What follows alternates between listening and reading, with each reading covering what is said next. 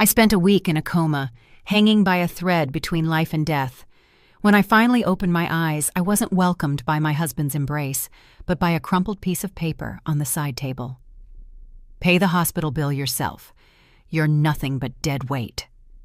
I cried for hours, feeling like my world was crumbling after being abandoned by the man I had given everything to, until a mysterious man in an impeccable suit walked into my room and said, "Dry your tears. Your husband just threw away a diamond to bend down and pick up a rock from the pavement." Before the story begins, type in the comments which city you're listening from, and don't forget to leave a like and subscribe so this channel can keep growing and bringing you even more intense stories. The strong smell of antiseptic was the first thing that woke Vesper's senses. When she started to regain consciousness, her eyelids felt heavy, as if someone had placed tons of lead on them. Her whole body ached, stiff, joints numb, after a sleep that had lasted too long. With effort, she forced herself to open her eyes. The white fluorescent light on the ceiling blinded her, forcing her to blink several times until she adjusted. The monotonous hum of the air conditioner filled the dense silence of the room. Vesper moved her fingers a little to make sure she was still alive and that she still had control over her own body. Her memories were blurry, just flashes of a terrible pain in her head. And then, darkness. She slowly turned her face to the right, expecting to find Drayton, her husband, asleep in the chair, maybe holding her hand, watching over her. For 5 years of marriage, Vesper had strived to be a devoted and attentive wife. She imagined Drayton desperate, worried, praying for her recovery. But that hope shattered in a second when her gaze swept the room. It was empty. The visitor's chair, perfectly placed in a corner, looked like it hadn't been used in a long time. There were no flowers, no fruit baskets, no get-well-soon cards, and most painfully, no sign of Drayton. Vesper's heart shrank. Fear began to rise in her chest. How long had she been unconscious? Why wasn't her husband there when she woke up? Her throat burned with thirst. She wanted to call a nurse, but her voice got stuck. Then she saw the paper on the nightstand next to a glass of water, covered by a thin layer of dust. It was a sheet torn hurriedly from a notebook, folded in two, without an envelope. With a trembling hand, weak and scared, she stretched her fingers until she reached it. Something inside her screamed that there was something very wrong with that message. Her heart pounded in her chest with painful force. She unfolded the sheet slowly. She immediately recognized Drayton's rushed, jagged handwriting. She read the first sentence, and the air got stuck in her lungs. The message was brutal, no chaser. She had to pay all the hospital expenses herself when she woke up. The next line was even crueler. He wrote that Vesper only served to complicate his life. At the end, a cold and brief goodbye. He was leaving and didn't plan to ever come back to take care of a sickly wife. The paper slipped from her fingers and fell to the floor. For Vesper, the entire world collapsed in that instant. The tears she had tried to hold back flowed uncontrollably down her sunken cheeks. Her sobs broke the frozen silence of the room. The physical pain of waking up from a coma was nothing compared to what was tearing her chest apart. She cried inconsolably, mourning her luck. She remembered every sacrifice she had made, how she accepted living simply, how she saved every single dollar for their future, how she bent over backwards to attend to Drayton, how she gave in time and time again to his massive ego. And the payment for all of that had been abandonment in her moment of greatest vulnerability. Being treated like a nuisance and tossed out like trash. She felt like the most naive woman in the world for having loved a man like him. The tick-tock of the wall clock marked the hours while Vesper sank into endless weeping. Her eyes were swollen, her breathing ragged, and she felt a sensation of absolute emptiness. She had no parents, no siblings left. Now she was husbandless too. She felt completely alone, with no reason to keep living. At the peak of her despair, when she could only stare blankly at the ceiling, she heard the door handle turn. She didn't move. She thought it would be a nurse checking her IV or a doctor irritated about the unpaid bills. But the footsteps that entered were firm, confident, different from the rushed steps of the staff. The figure approached her bed. The scent of expensive, elegant cologne began to displace the smell of medicine. Vesper turned her head slowly and saw a middle-aged black man standing tall next to her bed. He wore a perfectly tailored suit, his hair groomed with care, already speckled with gray, and his face radiated both serenity and authority. He didn't look at her with pity or superiority, but with a mix of respect and sincere concern. Vesper was bewildered. She didn't know him. Was he someone from administration about to demand the hospital payment? She hurried to wipe her tears with the back of her hand, trying to look strong even though inside she felt shattered to pieces. She braced herself to hear how they were kicking her out, but the man just offered a slight, reassuring smile. He bowed his body slightly with an old-school courtesy and spoke in a deep but soft voice. He introduced himself as Mr. Sterling. Vesper remained silent, waiting for his explanation. He cast a fleeting glance at the paper lying on the floor, Drayton's letter, and then looked back into her eyes. "Don't shed one more tear for that trash," he said calmly. "Your husband just threw away a diamond to go pick up rocks from the street." The phrase hit her like a slap, but at the same time, it sounded strangely true. Mr. Sterling took a step closer, and with a tone loaded with intention added, "Drayton just made the biggest mistake of his life, because he has no idea who you really are." Those words made Vesper's skin crawl. It was as if this man knew a secret about her own life. She looked at him with a furrowed brow, unable to reconcile her reality as an apparently poor and lonely woman with such a metaphor about diamonds. For years, she had seen herself as an orphan struggling to survive in the city before meeting Drayton 5 years ago. She never had clear memories of her childhood, just blurry fragments she could never fit together. She had always attributed that void to trauma from an accident Drayton had told her about. With a hoarse voice, Vesper asked Mr. Sterling to explain what those words about diamonds and rocks meant. He pulled a chair from the corner of the room, placed it next to the bed, and sat down without losing his upright and respectful posture. He began to speak carefully but clearly. He told her that 5 years ago she had suffered a very serious accident that caused partial amnesia. In the middle of the chaos, she got separated from her true family. Drayton, who was either passing by chance or perhaps had it all planned, appeared as a savior hero. Since Vesper didn't remember who she was or where she came from, she clung to him as her only lifeline. Drayton took advantage of that dependence to convince her she had no one else in the world, making her feel indebted to him as if she owed him her life. Vesper listened with her mouth slightly open, feeling the pieces of a long, incomplete puzzle starting to fit. She remembered how many times Drayton had repeated that thanks to him she was alive, that without him she would be nobody. Those phrases had kept her obedient and submissive, as if every whim of her husband was a fair price for having saved her. Mr. Sterling then pulled a digital tablet out of his briefcase. When he turned on the screen, several photographs of Vesper's past appeared. She saw herself, but different. Designer clothes, a radiant smile, standing next to an older man with an imposing presence. Mr. Sterling explained that man was her biological father, Langston Vance, a mogul who owned a conglomerate of companies operating in various sectors.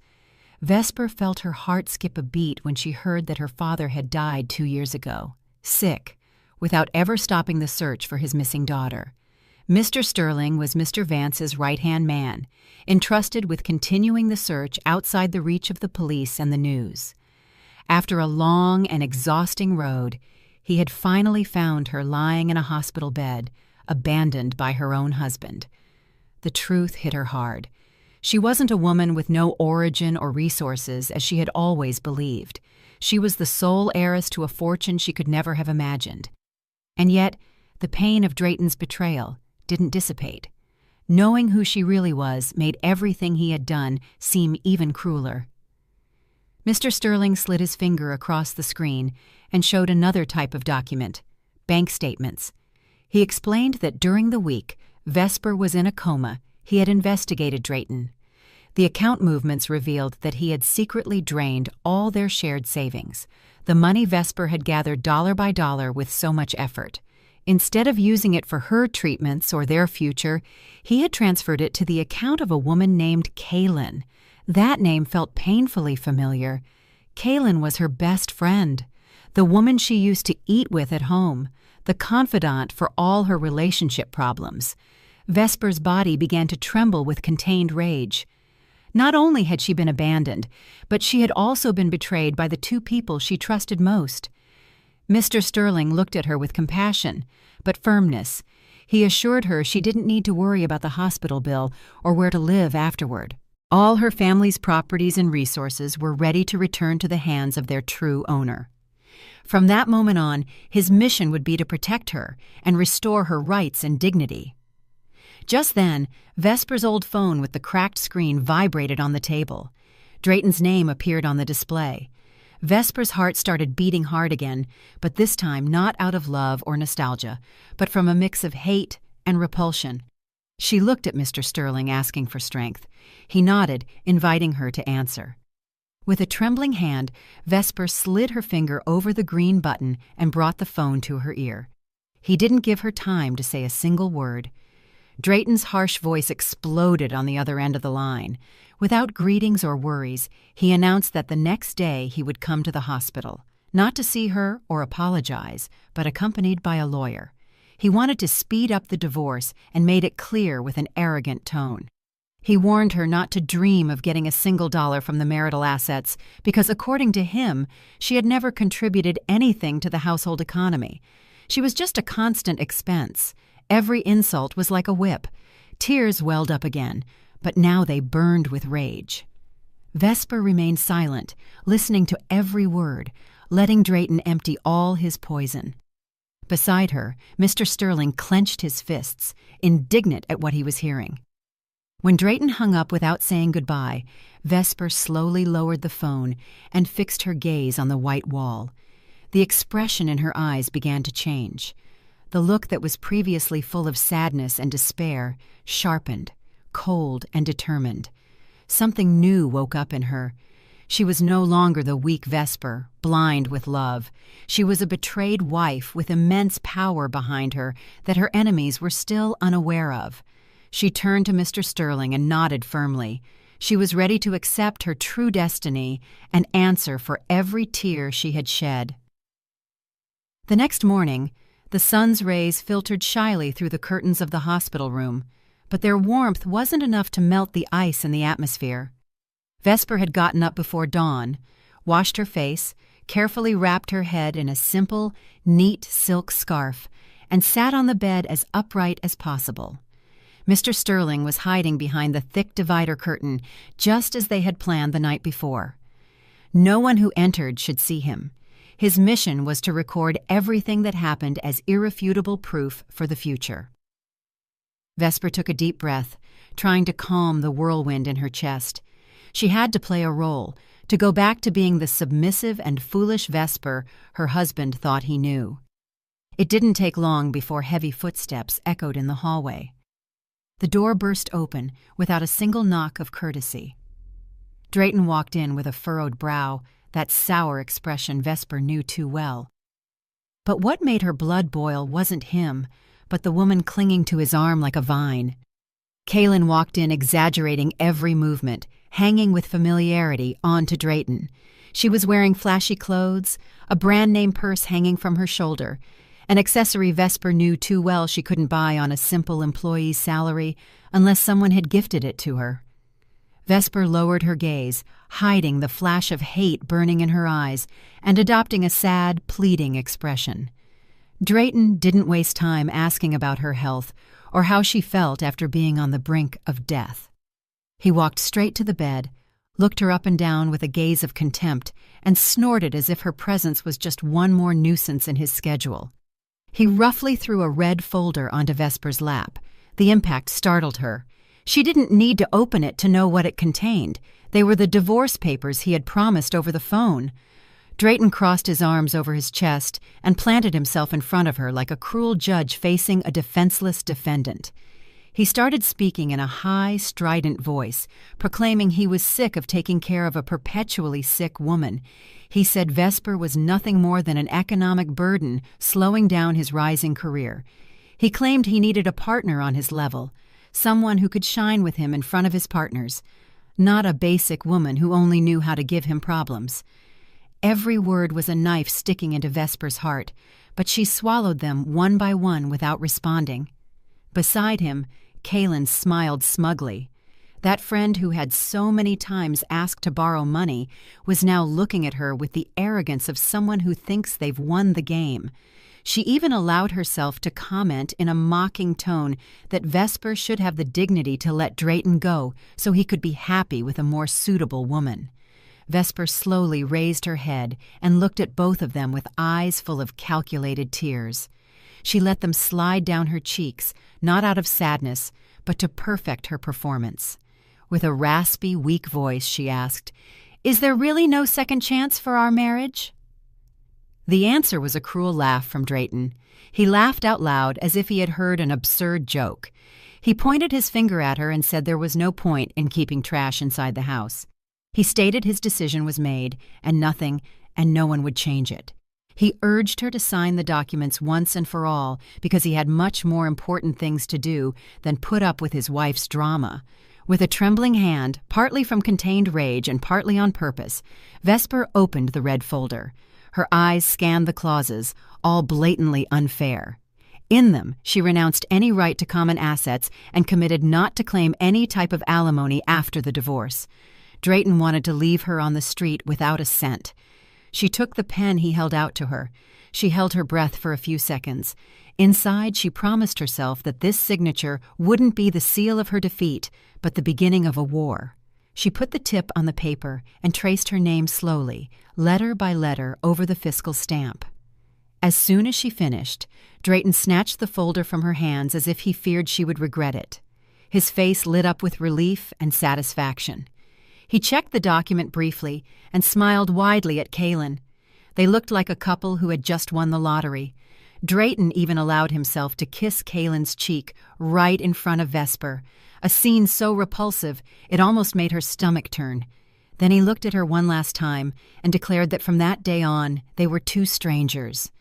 He warned her not to call him again, and definitely not to show up at his job or his new house asking for money. He said he couldn't stand to see her face ever again. Vesper lowered her head, keeping silent, but when Drayton and Kaylin turned their backs and walked toward the door, she looked up. Her gaze no longer had a trace of sadness. It had turned cold and cutting.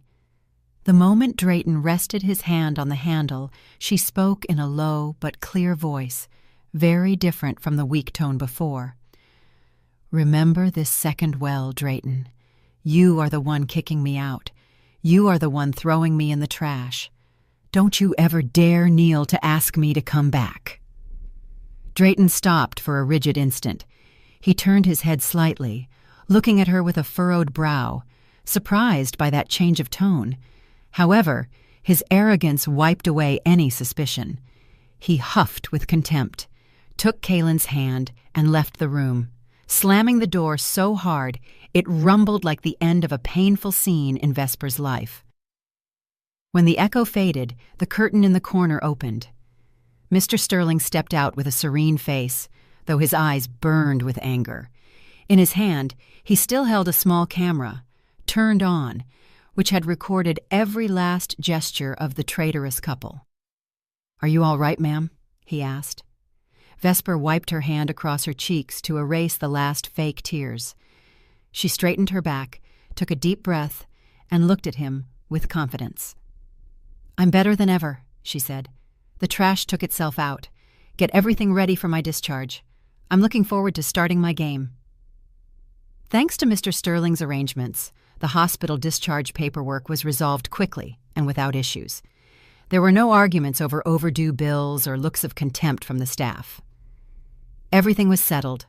Vesper walked out the main door, but this time she didn't head to a bus stop or wait for a ride share like she would have done before. Instead, she walked toward a shiny black sedan parked in the VIP zone. A uniformed chauffeur stepped out briskly, opened the back door, and bowed with respect. It still felt strange to Vesper to receive this treatment, but she forced herself to get used to it. She climbed into the vehicle, breathing in the scent of leather and air conditioning, leaving behind the oppressive smell of the hospital. During the ride, she looked out the window.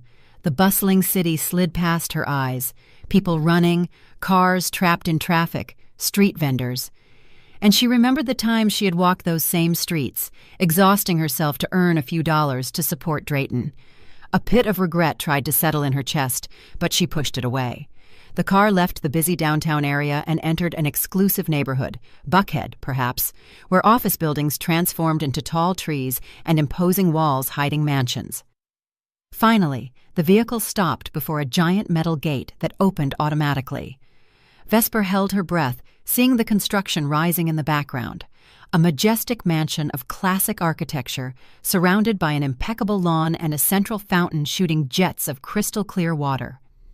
Suddenly, childhood memories burst into her mind like flashes of light. She saw herself running through that garden, heard the laugh of a man lifting her in his arms near the fountain. Her eyes grew moist, this time from a deep nostalgia for parents who were no longer there. The car stopped in front of the main door. A line of domestic staff waited for her in perfect formation. As soon as Vesper stepped down, everyone bowed their heads in unison and welcomed her with a "Welcome back, ma'am," that wrapped her in warmth. For the first time in a long time, she felt she was returning to the place where she truly belonged. Mr. Sterling guided her inside. The living room remained as it was in her vague memories. Large paintings on the walls, antique furniture of high value, an atmosphere of contained elegance.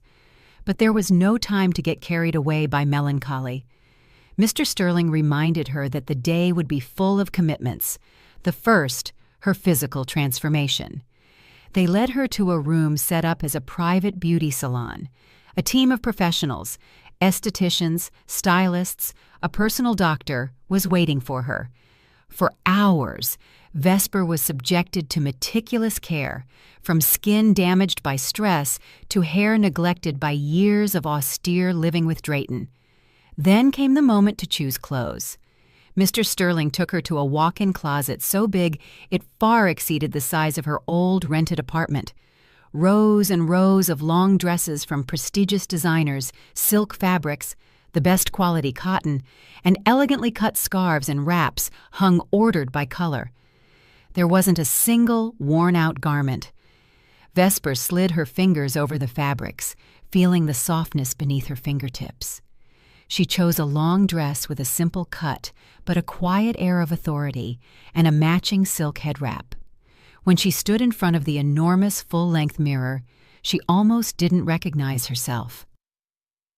The woman looking back wasn't the disheveled and sad wife of a cruel man, but someone standing tall, her face illuminated and her gaze firm, radiating the presence of a leader claiming her spot. The next step was much more demanding: the internal transformation. Mr. Sterling took her to the office that had belonged to her father. Piles of folders with financial reports, organizational charts, and confidential documents cluttered the enormous desk. He explained that Langston Vance had left her the majority of shares in a huge business conglomerate, and one of the group's companies was precisely where Drayton worked. That would be her main weapon. Vesper took a seat in the leather chair that had been her father's and began to devour information. Balance sheets, command structures, profiles of the executives. Her mind, always sharp but underutilized in years of marriage, worked quickly. She focused especially on the projects Drayton managed, locating weak points, irregularities, suspicious decisions. Beside her, Mr. Sterling answered her questions and filled in the gaps with precise data. They spent the night almost awake, preparing Vesper's appearance in the corporate world, an entrance that would make Drayton's universe tremble. The next morning, in another part of the city, Drayton was living what he believed to be the best day of his life. He had just been promoted, and in the office, he was organizing a lunch for Kaylin and some colleagues to celebrate both the promotion and the recent divorce, which for him meant freedom. He laughed loudly, convinced the world was at his feet. He couldn't imagine a hurricane was heading straight for him. At 10 o'clock a.m. sharp, the hustle of the office froze. All computer screens, the televisions in the lobby, and projectors in the meeting rooms changed abruptly. The internal system had been overridden to broadcast an urgent announcement. The logo of the parent corporate group, rarely used, appeared everywhere, creating an expectant silence. Large text scrolled slowly. Important announcement. Change in ownership structure. Drayton frowned in confusion, asking his colleagues what was happening. Nobody knew. The festive atmosphere he had created vanished into tension and murmurs. The text changed. It welcomed the new owner who would arrive at the central building to perform a surprise inspection and a restructuring of the management. A chill ran down Drayton's spine for no apparent reason. He tried to convince his ego that this wouldn't have consequences for his newly premiered position. He was wrong. Outside the building, a caravan of luxury cars stopped in front of the main door. Security guards rushed out to clear the path. From the lead car, Mr. Sterling stepped out first and opened the back door. Fine heels touched the asphalt. The fabric of a long dress fluttered with elegance. Vesper stood up in front of the skyscraper, looking up toward the floor where she knew Drayton worked. She adjusted her silk wrap with a serene gesture and penetrated the lobby, receiving looks of admiration and reverence from every employee who crossed her path. The echo of her steps on the marble sounded like a countdown to the fall of those who had betrayed her. On the executive floor, the air seemed colder than ever. You could cut the tension with a knife, but Drayton, oblivious to everything, felt on top of the world. The sudden call from the executive secretary, summoning him to the main boardroom, he interpreted as a positive sign.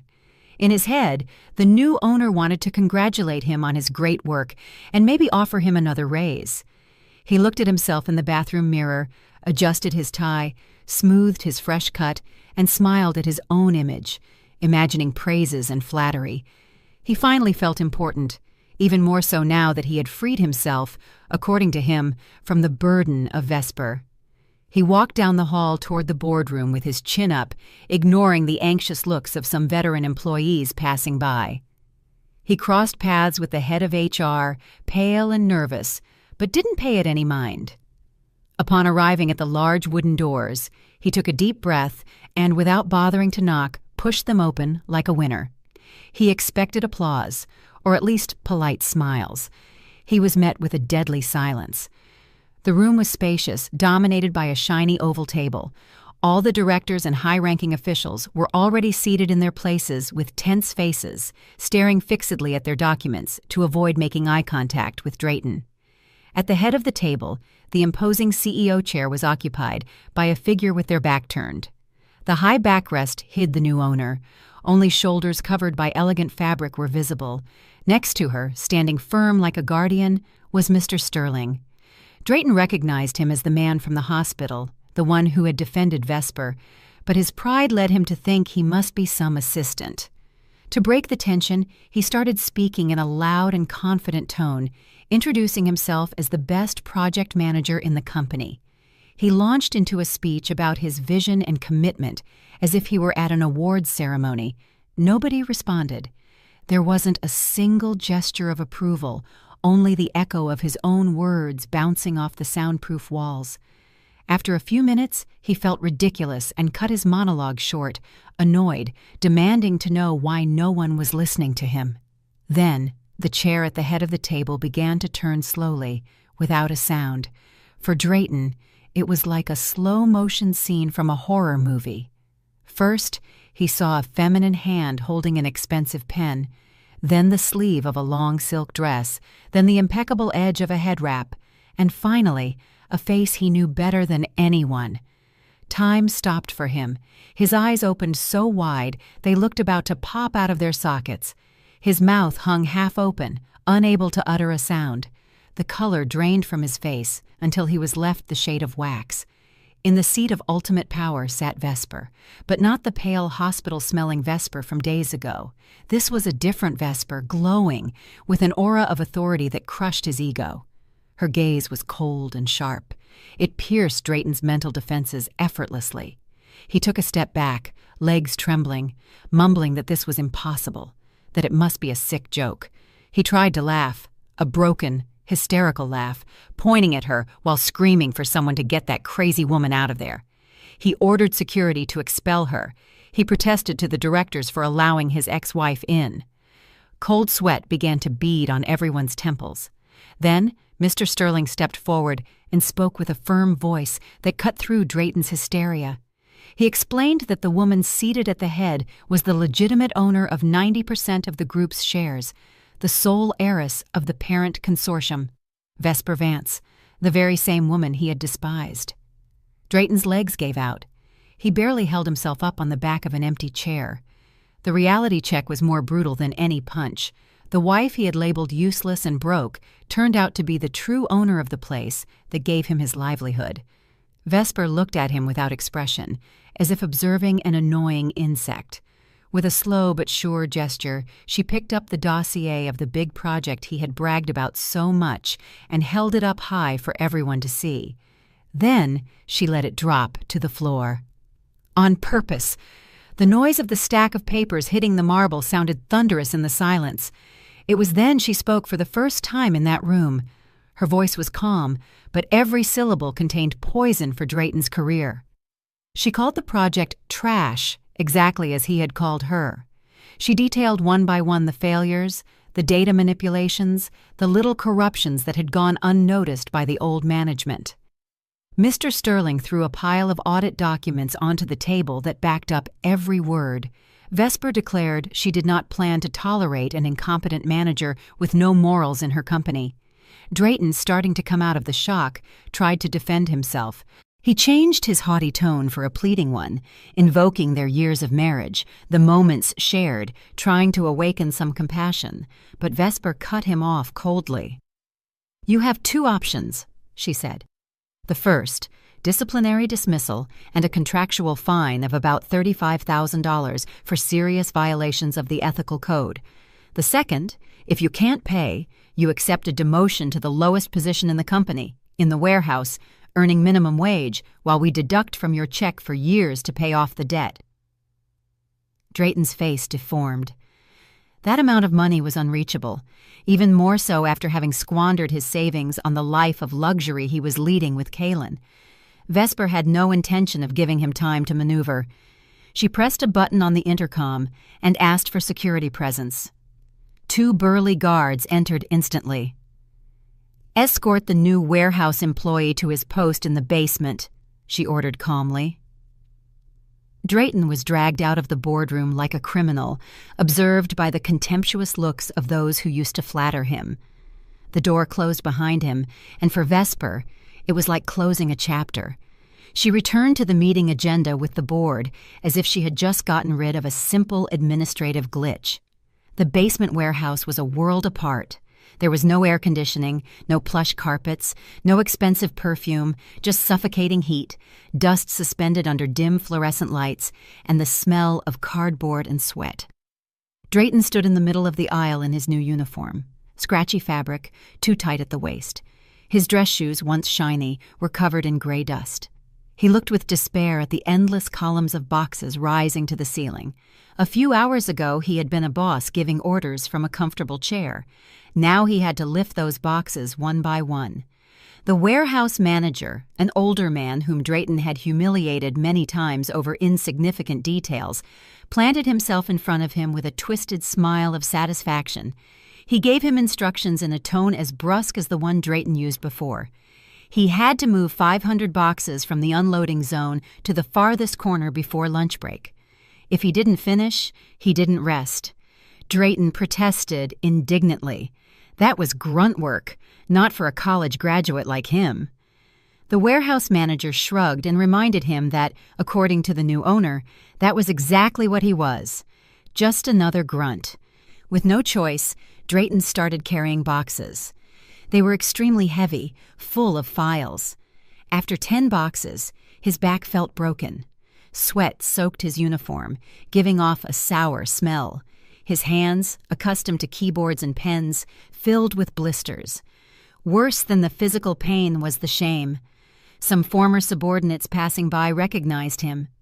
They whispered, pointing at him, laughing under their breath. They commented on the karma that had come fast for the arrogant boss, who ended up demoted to a loader. Drayton lowered his head, hiding his face behind a stack of cardboard, swallowing tears of rage. At the end of the shift, he left the building dragging his feet, his body shattered. He automatically reached for his car keys in his pocket, only to remember immediately that the vehicle was no longer where he used to park. The finance company had repossessed it that same afternoon after 3 months of missed payments. In the past, Vesper had patched those delays with extra money, but now that source had been cut off. Drayton had to get on crowded public transportation, something he hadn't done in years. The heat, the smell of sweat, the fear of pickpockets, everything irritated him. When he arrived at the luxury apartment he had rented with Kaylin a month ago, he hoped to find at least a little comfort. But upon opening the door, he was greeted by a hysterical scream. The living room was upside down with shopping bags thrown on the floor. Kaylin, her face flushed red, held several credit cards in her hand. She threw them in his face, yelling that they had all been declined at her favorite store. She had been humiliated in front of her friends. The cashier had told her the cards were blocked for lack of funds. She demanded an explanation, accusing Drayton of being useless with money. Tired and broken, Drayton exploded. He yelled at her that everything was the fault of both of their greed. He told her, waving his arms, what had happened at the office, that Vesper was the true owner, that he had been demoted to a warehouse worker, and that he carried a debt of hundreds of thousands of dollars. Kaylin showed no compassion whatsoever. On the contrary, she became even more furious. She insulted him for being stupid enough not to find out who his wife really was in all those years. The argument escalated. Reproaches and curse words were exchanged. There was no trace left of the love they had proclaimed, only fear of falling into poverty. The next day, Kaylin, unable to accept her new poor life, made an impulsive decision. Convinced that Vesper had no right to treat them like that, she applied makeup heavily, put on a dress that was already a bit worn, and showed up at the corporate group's central building. She stormed through the lobby screaming, demanding to see Vesper. The receptionist tried to stop her, but Kaylin unleashed like a fury, pushing and screeching until she caused a scene that attracted everyone's attention. She proclaimed herself a victim, accusing Vesper of robbing her of everything. She believed that if she embarrassed her in public, Vesper would be afraid and give them money. Instead, her spectacle called the queen out of her lair. The doors of the VIP elevator opened, and Vesper stepped out, accompanied by Mr. Sterling and several members of the executive team.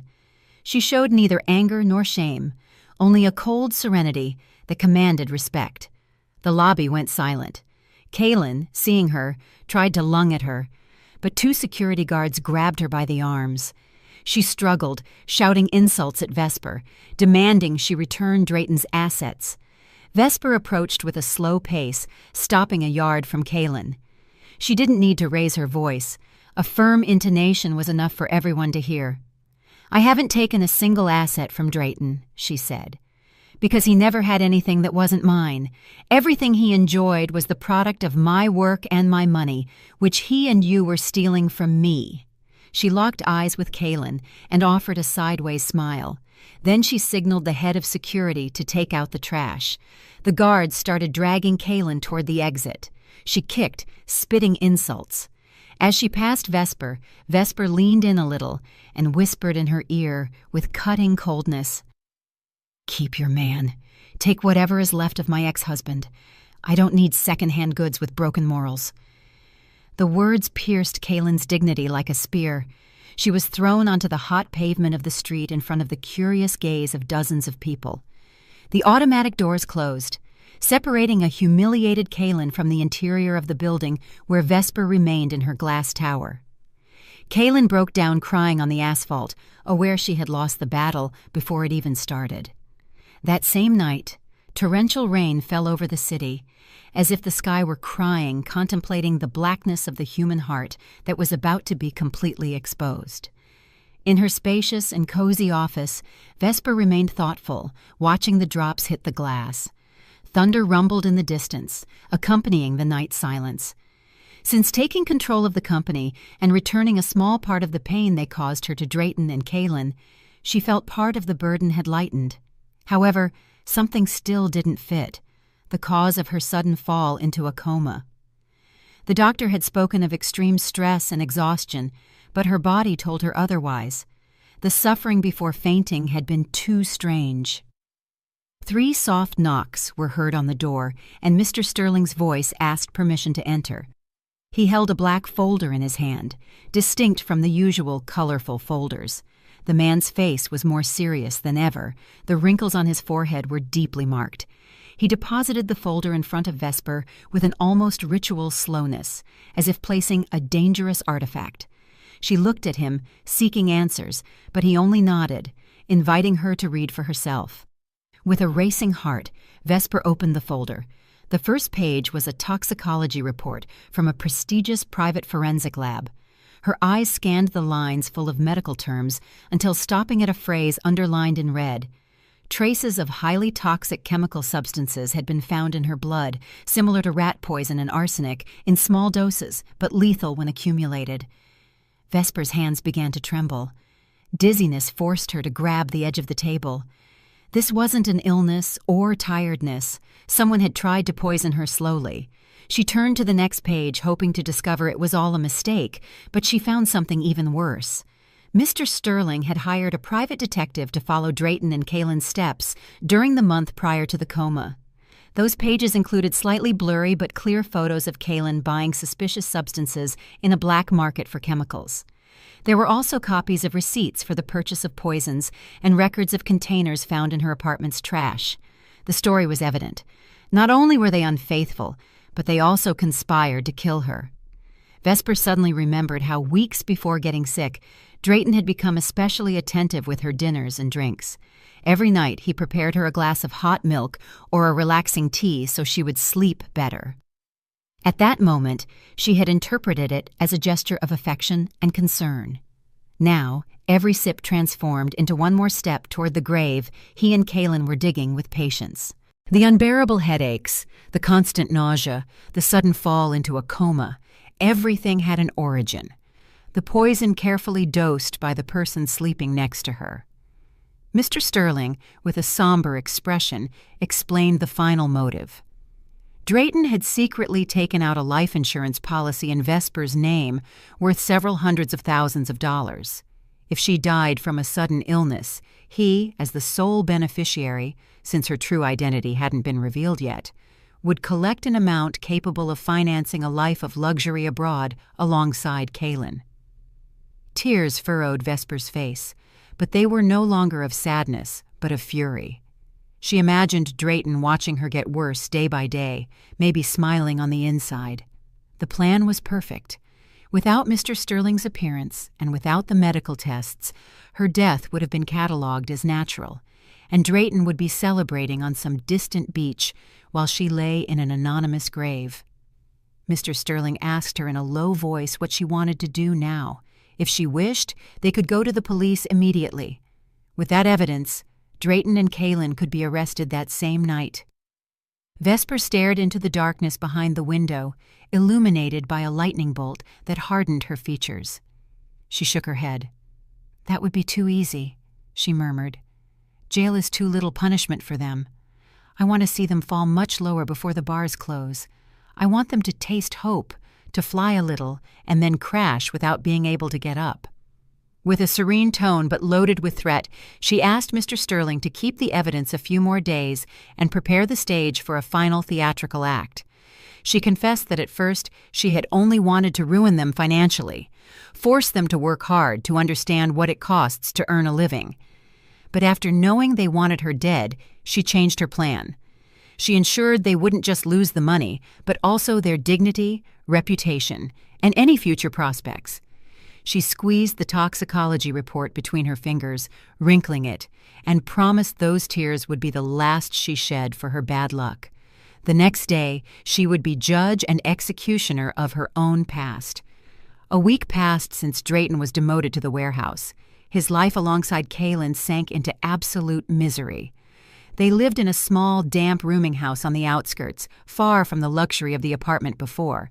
The money left from Kaylin's savings was already gone paying debts from their unbridled lifestyle, and Drayton's check hadn't hit the account yet.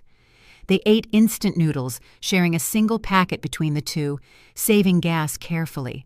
The lights were cut off for non-payment frequently, and the water came out of the taps smelling of rust. Every day was a different fight. Kaylin blamed him for her ruin, and he blamed her for her excesses. That night, Drayton was sitting on a thin, smelly mattress thrown on the floor, thinking about the fine of hundreds of thousands of dollars he could never pay. If he didn't, he would be condemned to be a wage slave forever or end up in jail. In the middle of his anguish, the phone rang. He received a message from Vesper. His heart almost stopped. With trembling fingers, he opened the conversation. The text was brief, but for him, it was like an oasis in the middle of the desert. Vesper was inviting him to dinner. She said that after reflecting, maybe she had been too harsh and wanted to talk about a possible reconciliation and withdrawing the fine. Drayton jumped for joy. He woke up Kaylin, who was sleeping with her back to him, and showed her the message with shining eyes. Exalted, he assured her his plan had worked. He was convinced Vesper still loved him. He said a woman that naive couldn't hate him for long, that surely she had only acted under the influence of those around her. Kaylin suspected a trap at first, but her desire to return to a life of luxury drowned out any prudence. Drayton convinced her it was the great opportunity to fix everything. If he managed to bamboozle Vesper again, they would get part of her fortune, or at least get rid of the debt. They started getting ready, although they had almost no decent clothes left. Many of their best outfits had been sold to buy food. Drayton dusted off an old, wrinkled suit that smelled of dampness. Kaylin borrowed a dress from a neighbor in the boarding house. Although it was a bit big on her, she applied makeup with the remnants of cosmetics she had left, trying to cover the tiredness on her face.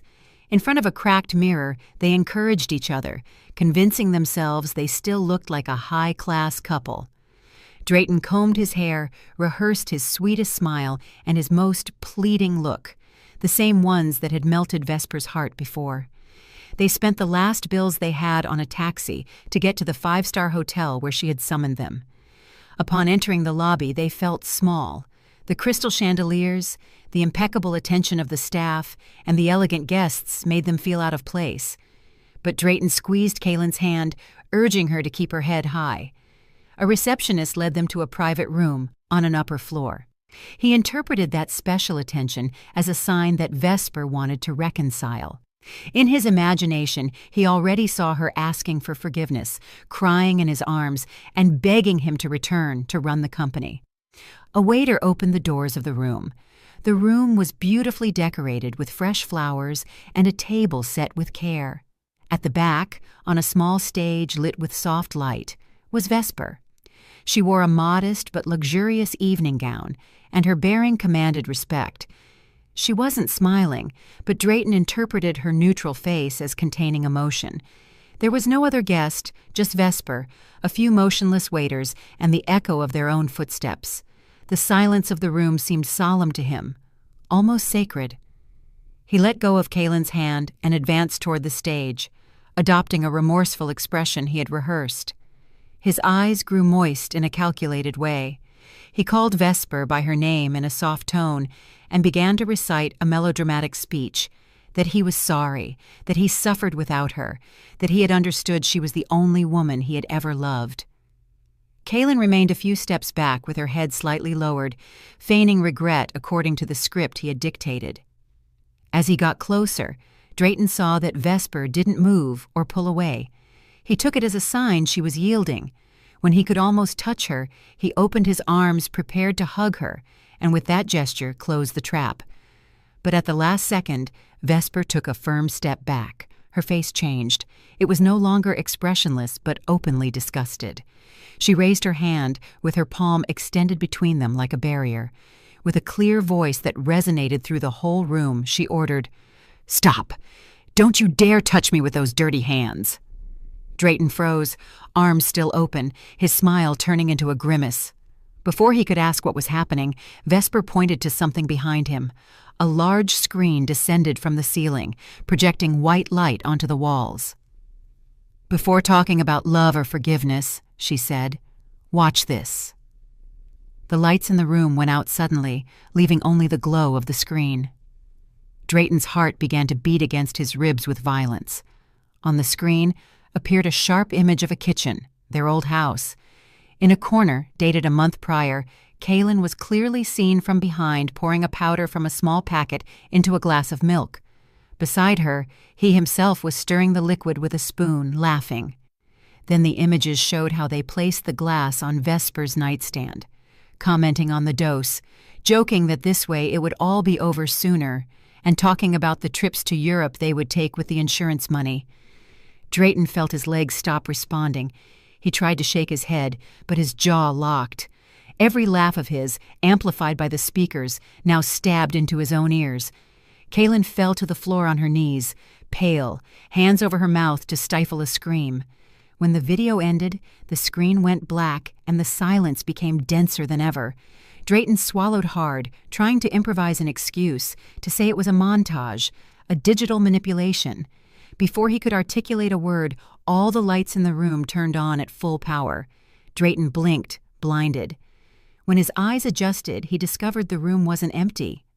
At the tables, in the shadows he hadn't seen before, sat dozens of people. In the front row, the company's main investors, the board of directors that had demoted him, and several veteran partners of Langston Vance, all looking at him with a contempt that froze him. To one side, a group of journalists wielded cameras and microphones, recording every one of his reactions. Near the door, lined up, several police officers in uniform waited for instructions. It wasn't a reconciliation dinner. It was a public trial, designed by Vesper to strip their crimes bare before the world. She didn't just want to stop them. She wanted to ensure they never raised their heads again, without everyone remembering who they were. Vesper watched him kneeling, as she had predicted. She remembered what she had told him in the hospital. Never to kneel, to ask her to come back. Now she had him prostrate, but not out of love, but out of fear. She took the microphone Mr. Sterling handed her. Her voice filled the room, serene but relentless. She explained to those present that what they had just seen was the reason she had been so harsh with her ex-husband. She said perhaps she could forgive infidelity and even theft of money, but never a premeditated attempted murder. Drayton tried to crawl to her feet with tears on his face, claiming he had gotten carried away, that he hadn't thought it through, that it was all Kaylin's idea. He pointed at her, trying to load the guilt onto her. Kaylin, who until then was trembling in silence, reacted like a beast. She launched herself at him, hitting him, scratching him, screaming that it had been Drayton who took out the insurance, who insisted on increasing the poison dose, who planned everything. The journalists didn't stop taking photos. The guests looked away, disgusted by that spectacle. Vesper signaled the lead officer. The commander advanced with handcuffs in hand. Before they took Drayton away, she asked for a moment. She pulled a crumpled and laminated sheet out of her purse, the note he had left her on the hospital nightstand, the one where he abandoned her, and ordered her to pay the expenses alone. She approached slowly, leaning in to keep her distance, and slid the note into the pocket of Drayton's suit. "This letter," she whispered, "is the final proof. It's your own handwriting, your own confession, that you left me to die alone. It's the perfect complement to the video to prove you wanted my death." The click of the handcuffs closing around his wrists sounded to him like the end of all hope. Drayton looked at Vesper one last time, seeing the woman he had despised converted into a queen surrounded by respect. He was nothing more than a criminal on his way to jail. The police took Drayton and Kaylin away amidst the incessant flashing of cameras. Nothing remained of their arrogance or their ostentatious lifestyle. That night marked the end of their story and the beginning of Vesper's true freedom. She watched them until they disappeared behind the door. Then she let out a long sigh, as if expelling all the ghosts of the past from her chest. Symbolically, it was Chapter 10 of her life, the one of karma and freedom. 6 months after that arrest shook the newspapers. The wheel of life had turned completely, putting everyone in the place they deserved. In a maximum security prison, Drayton huddled in a corner of a cold, damp cell. The cement walls were now his only company. He had been sentenced to 20 years for attempted homicide and insurance fraud. But the bars weren't his only punishment. The weight of the fall, from luxury to contempt, had broken his mind and body. He suffered a mild stroke a month after entering prison, leaving half his body partially paralyzed. The corner of his mouth drooped to one side, and he spoke with difficulty. Every day he looked at the cell door expecting a visit from someone. No one came. His former co-workers had erased him from their memory or laughed at him in private. His family, ashamed, cut all contact. Kaylin, the woman for whom he risked everything, was imprisoned in another center where it was said she starred in constant fights with other inmates. Drayton was truly alone. At night, in the silence broken only by prison noises, Vesper's figure appeared to him again and again. He remembered how she massaged his feet after long shifts, how she prepared his favorite meals, how she took care of him when he had a fever. Regret whipped him like a raging sea against a rock. He cried without sound, tears mixing with the dirt on the floor. He understood now how stupid he had been to throw away a diamond to pick up a rock, just as Mr. Sterling said. He had had a perfect, generous, and rich wife, and he lost her out of ambition and lust. Now sick and crippled, there was no one to feed him or clean him. His hell was the result of his own decisions, and he would have to inhabit it for long years. On the other end of the city, at the very top of a modern skyscraper, Vesper leaned on the railing of her office terrace. The afternoon breeze caressed her face and gently moved the fabric of her silk wrap. At her feet lay the city illuminated by a golden sunset. She had earned respect not just as an heiress, but as a firm and fair businesswoman. Under her leadership, her father's companies had grown solidly. However, her greatest achievement wasn't in the numbers, but in the foundation she had just inaugurated a week prior. This foundation was dedicated to helping women victims of domestic violence and single mothers abandoned by their partners. Vesper didn't want any other woman to feel as helpless as she had felt in that hospital bed. It offered legal advice, professional training, and seed money for small businesses. Every time she saw a woman recover her smile, stand up, and build a new life distant from abuse, she felt a satisfaction much deeper than any financial profit. Her heart, once full of wounds, was now filled with purpose. There was no space left for resentment. The glass doors of the terrace opened, and Mr. Sterling stepped out with 2 cups of steaming tea. He wore an expression of serene pride on his face. He placed one of the cups on the table and stood beside her, contemplating the horizon. In his mind, he remembered the first time he saw her in the hospital, fragile and broken, and he couldn't help but be amazed at the powerful and compassionate woman standing before him now. He felt he had finally honored the promise he made to Langston Vance, to find and protect his daughter. After a few minutes of shared silence, he looked at Vesper and asked her a simple question, but one loaded with meaning. "Happy, ma'am?" Vesper stayed quiet for a few seconds, letting the question float in the air. She took a deep breath, filling her lungs with the sensation of freedom that had cost her so much. In the past, she had placed her happiness in Drayton's hands. She believed her life only had meaning if she pleased him. Today she understood that true happiness isn't begged for. It's built. It doesn't depend on a husband or a title, but on feeling at peace with oneself and being able to do good. She turned to Mr. Sterling with the brightest smile he had ever seen on her. "I am very happy," she responded firmly, "because my happiness no longer depends on someone loving me or approving of me. It's mine. I built it with my own effort and with every tear I shed." She raised the cup as if toasting to the future. She observed the sky dyeing itself in orange and golden tones. Her story of pain had reached its end.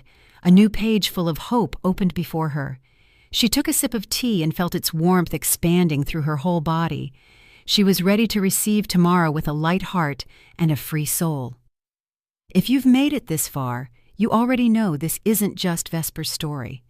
It's the story of anyone who was ever betrayed, underestimated, or treated like trash, and yet decided to get up and recover their dignity. Did you like the story, and which city are you listening from? Let's meet in the comments. If you liked the story, you can support me by sending a super thanks so I can keep bringing more stories like this. Thank you so much for your sweet support. I'm looking forward to your comments on the story. On the screen, you can see 2 new life stories that I highly recommend. There's so much more on my channel. Don't forget to subscribe. See you in the next life story with love and respect.